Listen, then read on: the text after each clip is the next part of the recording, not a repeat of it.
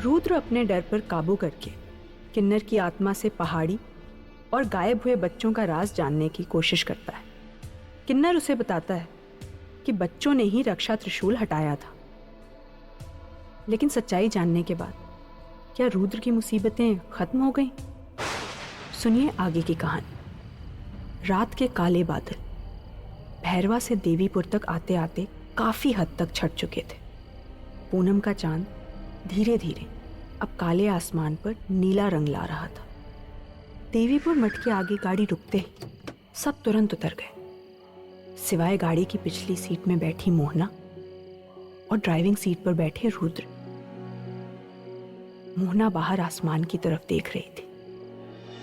चांद की रोशनी के छूते ही मोहना के चेहरे पर एक मुस्कान आ गई थी। रुद्र गाड़ी के रियर व्यू मिरर से मोहना को देख रहा था। न जाने क्यों रुद्र खुद को बार बार मोहना की तरफ खिंचा हुआ महसूस कर रहा था। रुद्र, मोहना, अंदर नहीं चलोगे? साक्षी की आवाज से रुद्र का ध्यान टूट गया। जैसे ही वो दोनों कार से उतरे, रुद्र को ऐसा लगा जैसे मठ के बाहर से कोई उन्हें देख रहा है। रुद्र ने पीछे मुड़कर देखा, पर वहां अंधेरे के अलावा कुछ भी नहीं था। रुद्र मठ की ओर चल दिया, लेकिन मोहना मुस्कुराते हुए नीले आसमान की ओर देखी जा रही थी।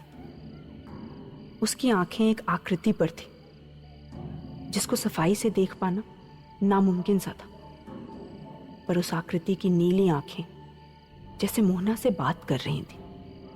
मोहना वापस मठ की तरफ मुड़कर अंदर चली गई, लेकिन उस आकृति की आंखें अभी भी मोहना पर टिकी थी।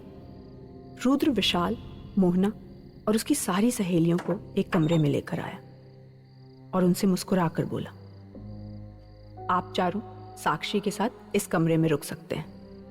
विशाल, आप सिद्धार्थ और मेरे साथ एक कमरे में रहेंगे। वैसे तो मठ में आप लोगों को कोई खतरा नहीं होगा, पर मैं नहीं चाहता कि किसी को कोई भी परेशानी महसूस हो।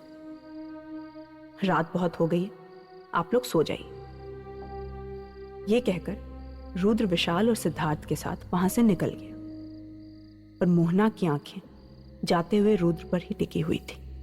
विशाल को कमरे में छोड़कर सिद्धार्थ रुद्र के साथ बात करने बाहर आ गया। इससे पहले कि वो कुछ कहता, रुद्र बोला, मैं जानता हूं तुम मुझसे नाराज हो।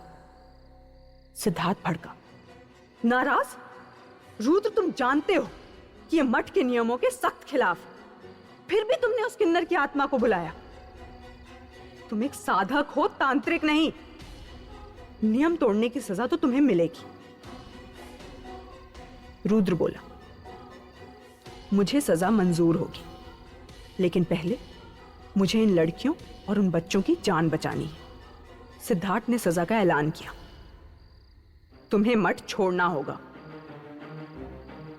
रुद्र को धक्का लगा, लेकिन वो कुछ नहीं बोला, बस सर झुकाए बाहर की ओर मुड़ गया।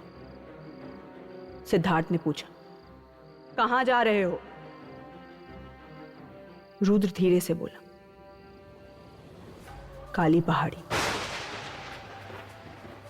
सिद्धार्थ को गुस्से में वहीं छोड़ रुद्र गाड़ी लेकर निकल गया, इस बात से अनजान कि अंधेरे में छिपा साया बस रुद्र के जाने के इंतजार में ही था। यूं तो काली पहाड़ी दूर तक फैला हुआ एक विशालकाय पहाड़ था। भैरवा के लोगों ने उसके विशिष्ट अलौकिक स्थान की सीमाएं एक लोहे के गेट से तय कर दी थी और सामने रक्षा त्रिशूल रख दिया, ताकि उन शक्तियों को आम लोगों से दूर रख सकें। रक्षा त्रिशूल अब वहां नहीं था।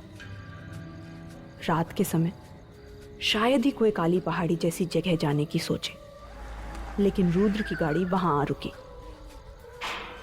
रुद्र गेट खोलकर जब दूसरी तरफ गया तो वहां का नजारा कुछ ऐसा था जिसकी रुद्र को उम्मीद ही नहीं थी। पहाड़ी पर चारों तरफ एक नीले रंग का धुआं फैला हुआ था। धुआं बढ़ते बढ़ते रुद्र की आंखों के सामने ही एक बड़े से नीले बवंडर में बदल गया। रुद्र ने काली शक्तियों की काली धुंध देखी थी, पर ये नीली शक्ति कुछ और थी। वो हैरानी से देख ही रहा था कि तभी उस बवंडर के अंदर से एक तीखी डरावनी आवाज आई, चला जा यहां से, वरना आज इस चांदनी में तेरा अंत होगा साधक। रुद्र उस बवंडर के सामने डटकर खड़े बिना डरे बोला, जब तक मुझे मेरे सवालों के जवाब नहीं मिलते मैं यहां से कहीं नहीं जाऊंगा। रुद्र के इतना कहने की देर थी कि तभी उस बवंडर से एक जोर की चीख उठी और उस आवाज की तरंगों ने रुद्र को हवा में उछालकर काली पहाड़ी से दूर कोने में फेंक दिया।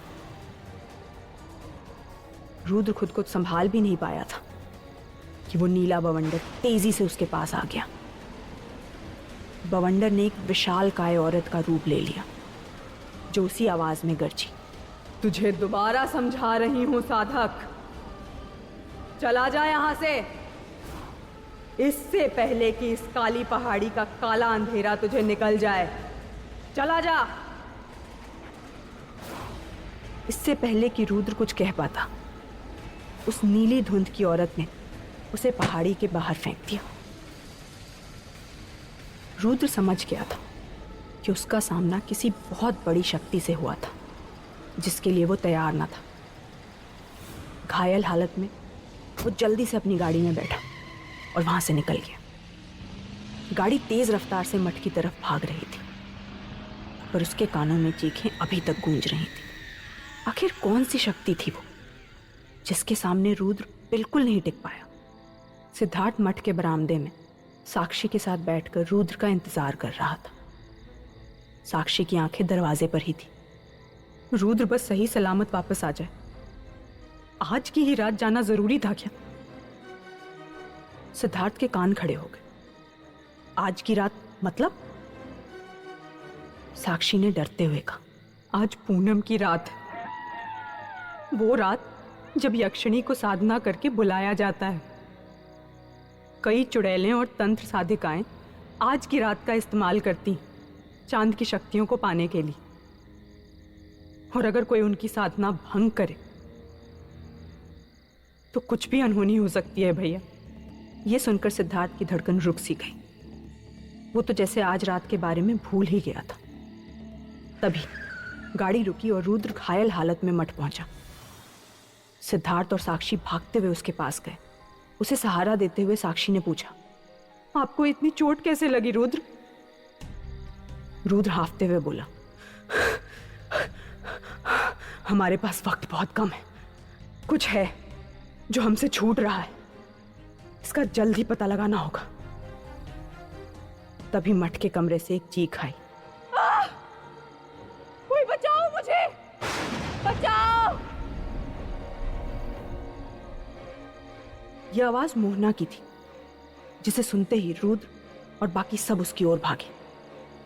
कमरे का दरवाजा खुला हुआ था। अंदर आकर सबने जो देखा उसके बाद उन्हें अपनी आंखों पर यकीन ही नहीं हुआ। काली धुंध ने एक विशालकाय और डरावनी औरत की आकृति ले रखी थी जिसने मोहना को गर्दन से पकड़ा हुआ था। आखिर क्या है इस काली और नीली धुंध का राज? कितनी शक्तियों का राज दबा है काली पहाड़ी के अंदर? क्या मोहना की जान अभी भी खतरे में? आगे की कहानी जानने के लिए सुनिए।